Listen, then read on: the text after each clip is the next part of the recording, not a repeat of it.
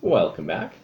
So, yesterday in the church was what's known as Trinity Sunday. Some churches celebrated Pride Sunday, and in North America and some of the Western countries, we celebrate Father's Day. Why does this matter? Well, it's sort of the way the church year goes as we have themes for the year. We're in the season of Pentecost, or some places call it Ordinary Time. As we talked about last week, Pentecost is the birth of the church, the coming of the Holy Spirit, the empowerment of a community of justice that the ancient prophets spoke about and Jesus lived out with his followers and continued on after his death, resurrection, and ascension. Trinity Sunday is really the next phase, pointing out the fact that there is God the loving creator, who the ancients termed Father. There is Jesus the Son and the Holy Spirit. It is three in one God, which does confuse some, but really how many times do we have different roles, different pieces of us that do different functions, different things? It's not a big deal. The unique thing with the Trinity is that there is two concepts out there about it, at least, mainstream ones I'll say, in that in the Western world, in our Nicene Creed, we stipulate that Jesus, God, and Father are all the same.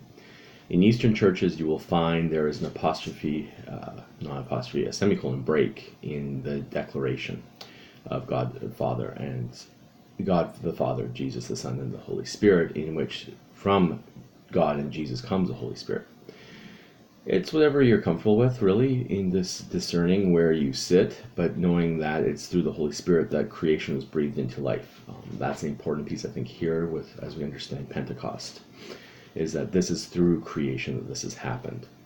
And our readings take us into some interesting territory. We're going to share some from Proverbs. Proverbs is a collection in the Hebrew Bible, which is traditionally termed the Old Testament. These are the holy scriptures of Judaism, and it's a collection of wisdom sayings. Basically some common knowledge that was out there, some different ways of putting things together for understanding. And so we're going to the 8th chapter of Proverbs, verses 1 through 4, and then 22 to 31.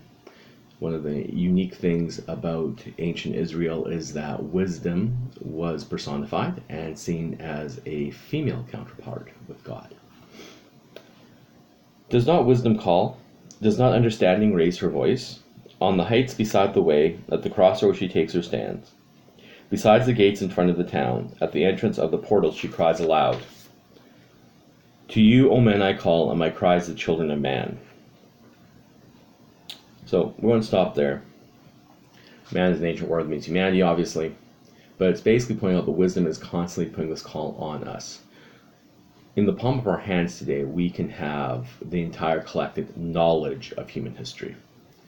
And sadly with that also brings a lot of wingnuts, a lot of things like anti-vaxxers, which really should be silenced.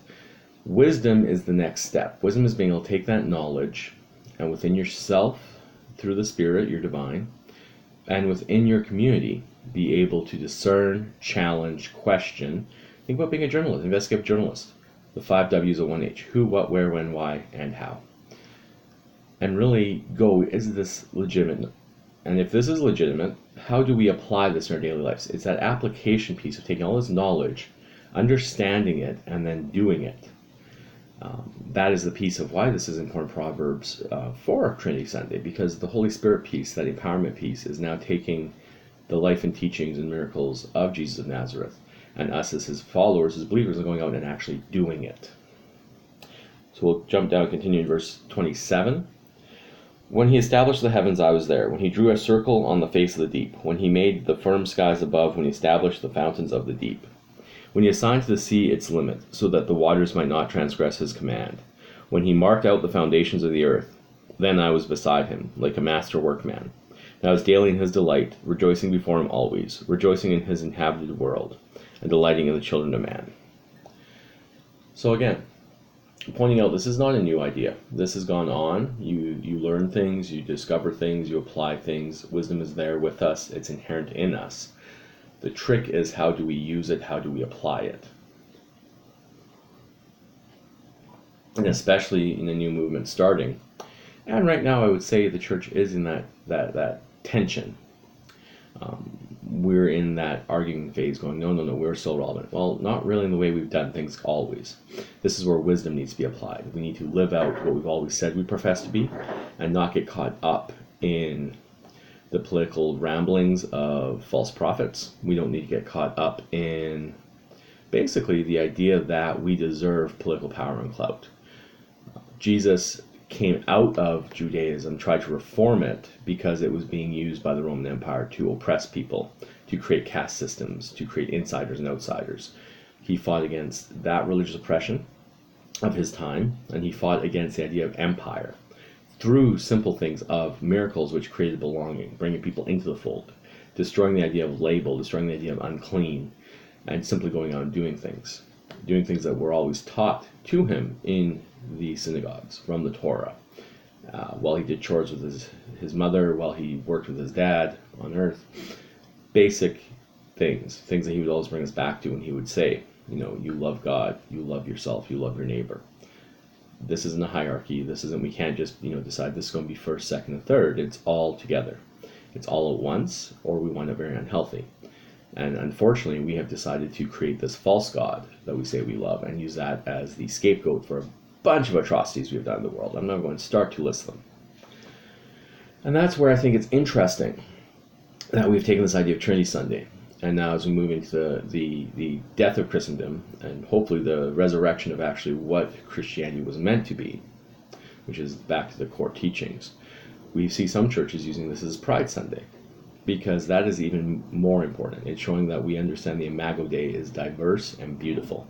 It's applying our knowledge that we know from science and our answering the why question through our religion and our beliefs and going, wow, this deserves to be honored because this is what community is about. If we were to be the new church today, these are the outcasts from the religious oppressions. It would be people from the LGBTQ2 plus communities. It would be people from the poor ends of town. It would be people with disabilities, some people struggling with mental health concerns. Anything that creates the you are other, we don't want anything to do with you. That's where we would find Jesus in the ancient texts, and that's where our church will extend out its love and renew itself. Unfortunately, in that process, it does mean that we have to let go of the past. We have to allow death to happen. We have to go through the grieving cycle. And we have to understand that it's going to involve more people probably walking out of our doors. Because, I'm not going to say they're nominal, but their belief wasn't in what the actual teachings were. And their faith wasn't built upon that. The belief was in what the church was put out there to do.